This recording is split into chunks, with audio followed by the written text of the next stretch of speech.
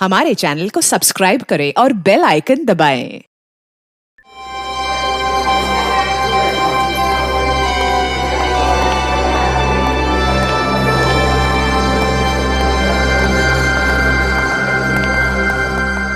Patient को check करना है। जी सर।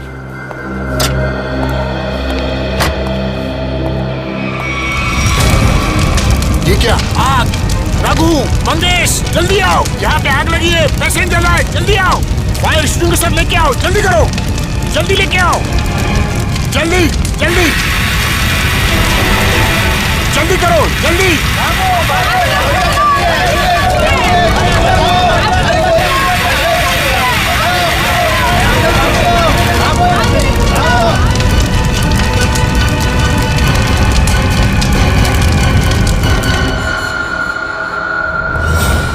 आइए सर, मैंने ही आपको फोन किया था। ये सब हुआ कैसे?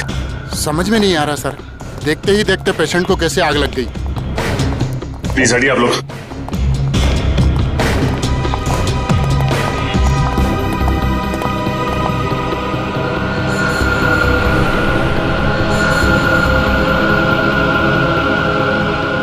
डॉक्टर साहब, जिस वक्त ये आग लगी उस वक्त कोई और भी था कमरे में? नहीं सर, कोई नहीं था। मिस्टर अंश के बॉडीगार्ड बाहर ही पहरा दे रहे थे। हाँ सर, अरे इनके आने से पहले साहब अच्छे खासे लेटे हुए थे, लेकिन जैसे उन्होंने दरवाजा खोला अचानक आग लग गई। ऐसा कैसे हो सकता है? जब कमरे में कोई था ही नहीं तो फिर आग किसने लगाई? अपने आप लग गई आग? ये शॉर्ट सर्किट का चक्कर भी नहीं लगता, लेकिन ये आग जैसी भी लगी हो हम इसका पता कर कर ही रहेंगे। अंश, अंश,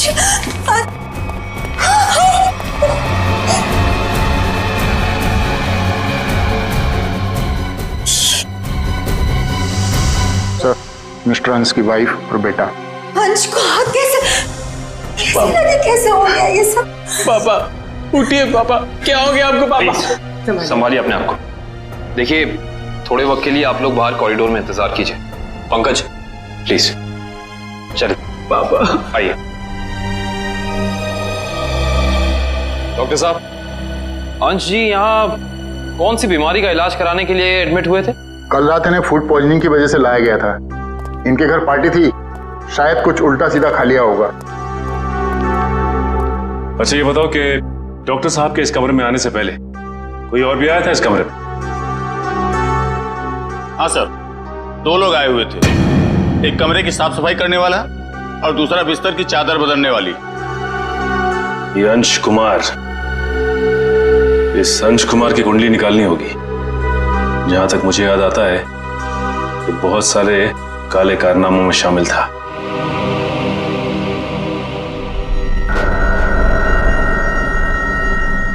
पंकज, रिधिमा और अंकित को घर भेज दिया? हाँ सर, बहुत रो रहे थे बेचारे।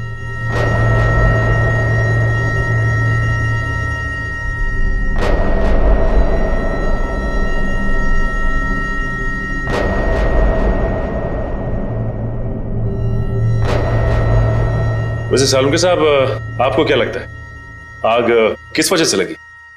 मेरी बात छोड़ो सचिन, तुम बताओ, तुम लोगों को क्या लगता है भाई?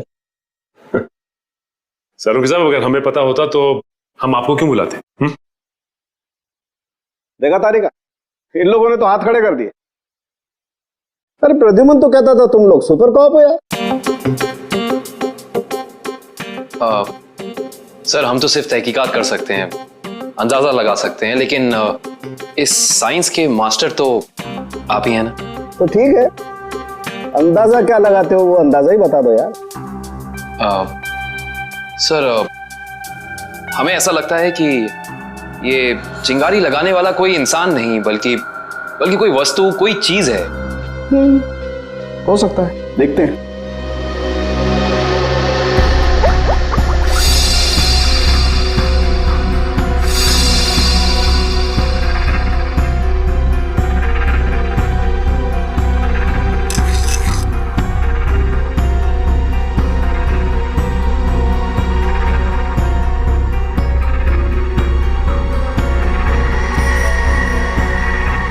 ये बात है।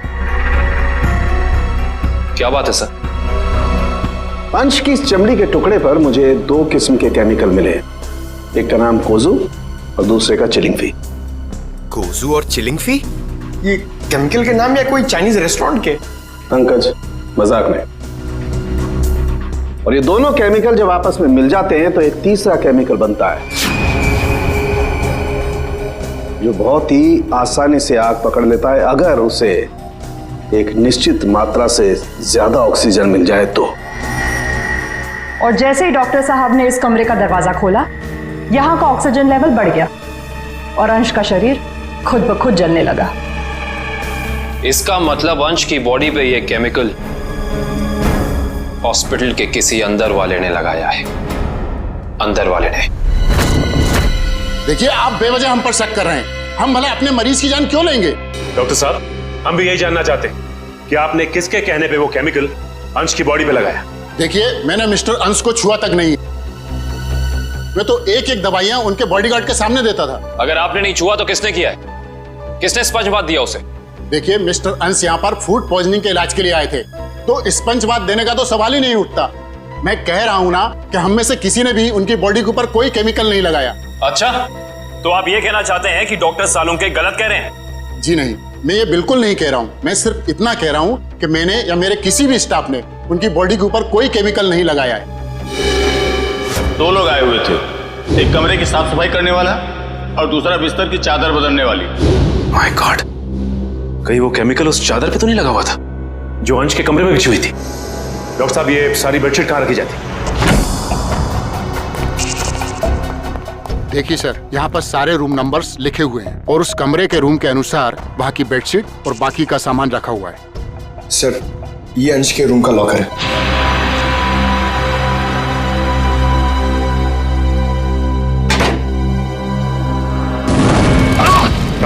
ठीक हो रहा तुम? बाहर जाओ, फिर भी पकड़े। फायर एक्सटिंग्विशर, जल्दी। फास्ट।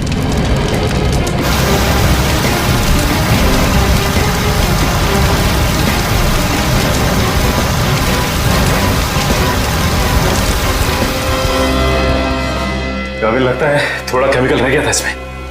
सही कह रहे हो सचिन, अब तो इस लॉकर को बाहर निकालना ही पड़ेगा। आप लोग प्लीज थोड़ा पीछे रहिए।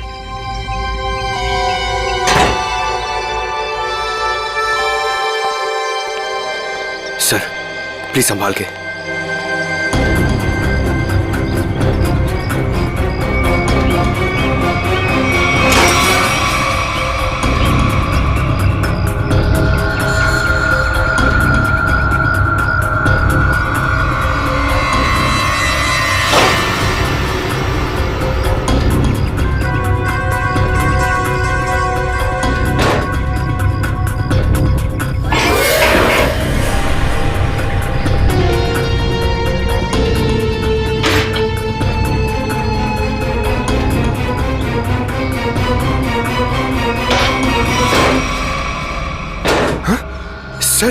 ये क्या? आपकी बार तो आग ही नहीं लगी? क्या पंकज, आग सिर्फ इसमें लगी। ये देखो, सिर्फ ये बैग जला है, बाकी सारी की सारी चीजें बिल्कुल वैसी हैं। ये देखो। सर, इसका मतलब केमिकल इस बैग में होगा और बेडशीट इसी बैग में लाई होगी। हाँ पंकज, एग्जैक्टली ऐसा ही हुआ है। डॉक्टर साहब, ये वही लेडी है ना जिन्होंने अंश के कमरे में वो चादर बिछाई थी? जी सर, शीला। मैंने कुछ नहीं किया सर। मैं इन केमिकल्स के बारे में जानती तक नहीं हूँ। ज्यादा भोली मत बनो। अंश के कमरे की चादर तुमने ही बदली थी ना? बदली थी, मगर क्या? एक औरत ने मुझे 50,000 रुपए दिए थे और कहा था अंश साहब के कमरे में ये चादर बदल देना। उसने आपको पैसे दिए और आपने पैसे ले लिए? हाँ? एक बार भी नहीं सोचा कि इसके पीछे उसका मकसद क्या है?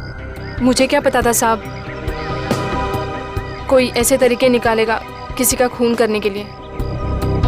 उसका चेहरा पहचानती हो? स्केच बनवा सकती हो उसका? नहीं, उसने अपना चेहरा दुपट्टे से ढक रखा था। चेहरा ढका था, लेकिन कुछ तो याद होगा, कुछ तो देखा होगा। हाँ, उसके दाहिने हाथ पर एक काला सा निशान था, यहाँ पर।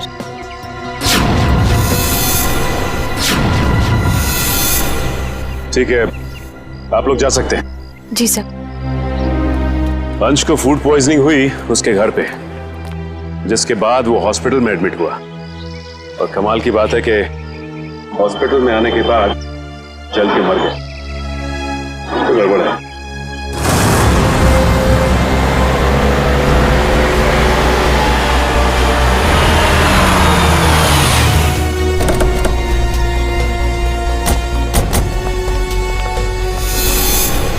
सर, इस घर पे तो जगह जगह सीसीटीवी कैमरास लगे हैं। और इतने सारे बॉडीगार्ड्स। लगता है अंश जानते थे कि उनकी जान को खतरा है। राइट श्रेया, कोई ना कोई बात तो जरूर थी, वरना इतनी ज्यादा सिक्योरिटी कोई मामूली इंसान नहीं रखता। किससे मिला है आपको? सीआईडी? अब अंदर जा सकते हैं? Thank you.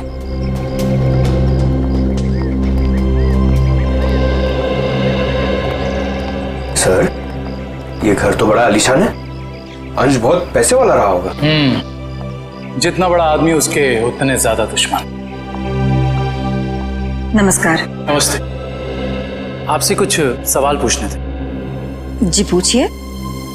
जिस रात अंश जी की तबीयत खराब हुई, उस रात उनका खाना किसने बनाया था? साहब, खाना तो मैंने बनाया था, लेकिन मैंने कुछ नहीं किया। तो फिर सिर्फ अंश की तबीयत क्यों खराब हो और किसी की क्यों नहीं? मुझे मालूम नहीं। अब मालूम नहीं कहने से तो काम नहीं चलेगा ना। कोई तो था जो चाहता था।